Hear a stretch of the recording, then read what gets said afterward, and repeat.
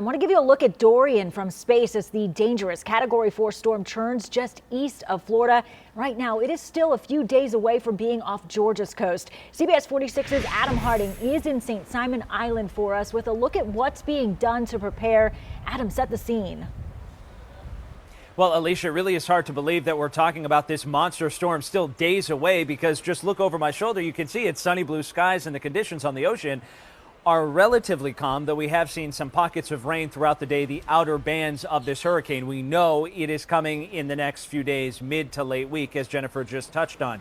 Now the big concern for families who live on Georgia's coastline are those evacuations, those mandatory evacuations that the governor has ordered, those 6 counties.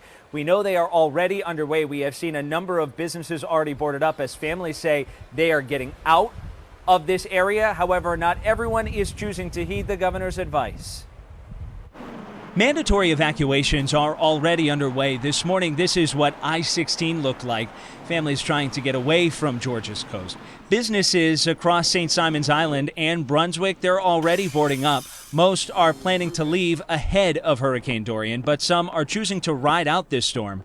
The coastal communities tonight bracing for strong winds and heavy flooding once Dorian passes by in the next few days. This area is certainly no stranger to hurricanes this time of year, but Dorian, they say, feels different. We're glued to the TV like everybody else is and trying to take expert advice and not be too frightened, but to do smart things. And this one's a big one. This one has everybody's attention. Now, look, make no mistake about it. Georgia's coastline every year, especially this time of year in September and October, they always deal with a lot of flooding and heavy winds due to those hurricane threats that tend to threaten Georgia's coastline. The problem with Dorian, they believe, is the fact that it is such a monster storm. It started out so big, and the fact that it is moving so slow that days ago when we were talking about this storm, there was that cone of uncertainty. And in the days since, it really has just led to a lot of families believing that this one could end up proving to be the most catastrophic, at least in recent history.